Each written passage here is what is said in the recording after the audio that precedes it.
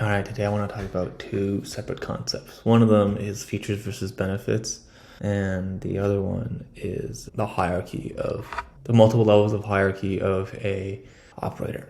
So let's start with features versus benefits. One of the big mistakes I see young founders really making is overemphasizing features and not the benefit and the value these features derive.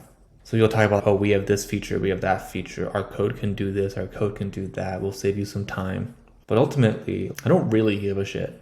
I want to understand what your software does for me or what your tool does for me. The example that's really easy to understand is a gym. Like, think of the most expensive gym not in the world, but just like a really expensive gym. You think of like Equinox, right? You don't think of Planet Fitness is $5 a month. They don't even give a shit that if you come to the gym. They have different models. But they both basically have the same thing. They both have weights. And so the features of a gym is weights, pool, barbell. But you can make a lot more money if you sell the features of the gym. Like Equinox wants you to be like hot. Like Equinox, you convince yourself that like you can go and meet somebody, which is very different than like the values that Planet Fitness can offer. But ultimately the benefit is like living longer, getting your dream body, and not the features of like weights, because every gym has weights. Every tool does X and Y.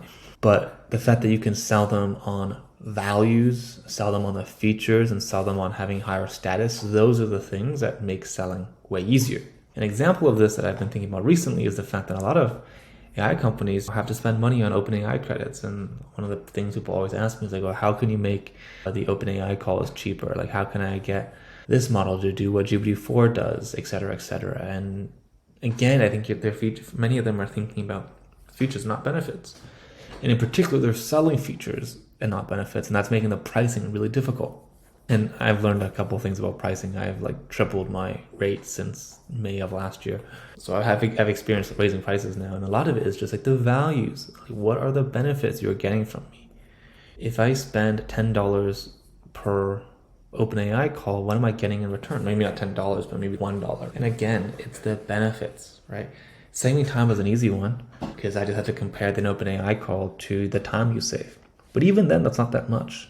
You might be selling something for $10 that gets $60 worth of value and it costs you $5, right? And there's some multiples there. Ultimately, it's like not that interesting, right? And so I have a second framework to think about this kind of stuff, which is, what do operators really care about? And so the cheapest people think about time as money, right? This is like X hours of time. I make $40 an hour. This is et cetera, et cetera. But the highest level people are just thinking about capital allocation, right? I just want to know that if I spend $40,000, I'm going to make $100,000 because I just have like money to spend. And there's a bunch of memes of like how the $500 a month customer is like emailing you every day, telling you how important this job is and reviewing work here, reviewing work there. Whereas like the good client that's charging you $5,000 a month is just like money wired rock and roll.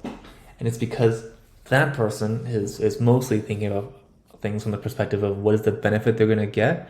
And they're thinking about it in terms of appropriately allocating capital to get a return.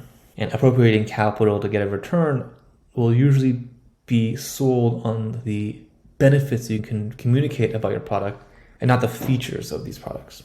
Anyways, this is like a one-shot thing. I don't know how well it did, but I'm going to post this anyways.